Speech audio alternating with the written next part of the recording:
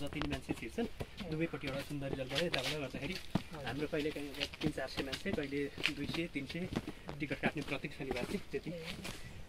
नकाट्दा पनि 200 बसे अनि त्यसमा बस्दाखेरि 15 दिन चाहिँ अरे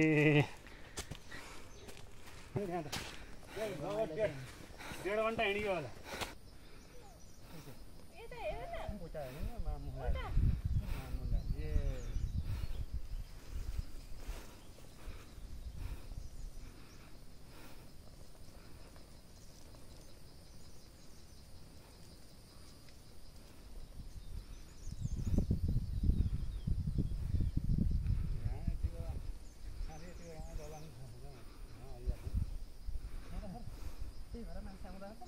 पहिले त्यो युट्युबमा चाहिँ मणिपुरको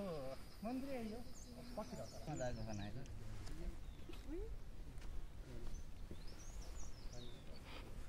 तर त्यो बाटो अलि नजिक पर्छ कि जस्तो लाग्यो यहाँ अगाडि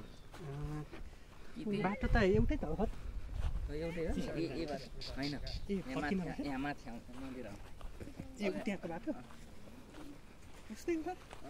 यतैबाट नजिक होला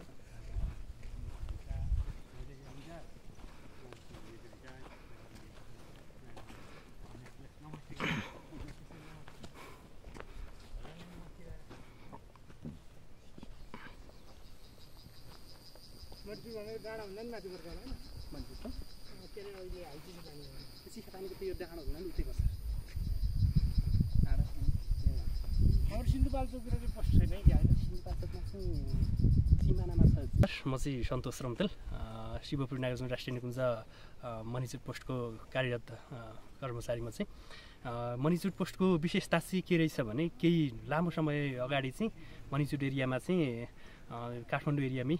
धेरै अब हैजाहरू फैलिसके पछाडि हैजाहरू चाहिँ अब के गर्दा निको हुन्छ भनेर बुझ्दै जाँदा यहाँको मणि राजाले चाहिँ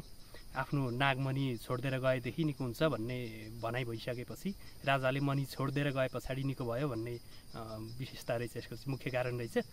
त्यहाँदेखि नि मान्छेले चाहिँ अब बौद्धिस्टहरूले हिन्दू धर्मावलम्बीहरूले चाहिँ विशेष रूपमा मनाउने गर्छन् अरूभन्दा नि यहाँ फर्स्टै भएको बेलामा चाहिँ यता निस्किनुपर्छ शान्त हुन्छ हामीले भयो खालि यतिको राम्रो छ अनि अर्जुन रानी जस्तो माथि उभिन्थ्यो वर्षा टाइममा चाहिँ अब यतातिर पनि पानी सिमसालको पानीहरू हुन्छ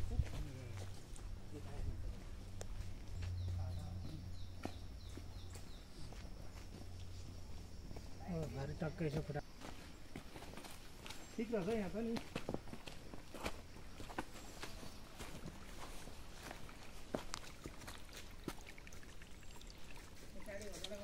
आउन त धेरै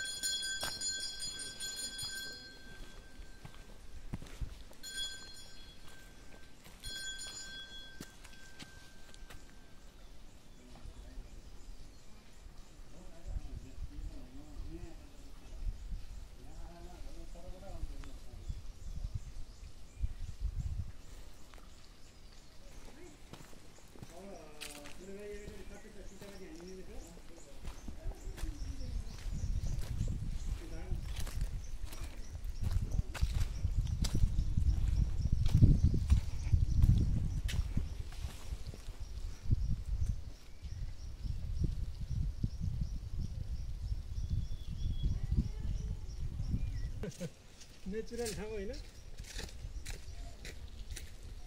दाहिने बाटो घुमेको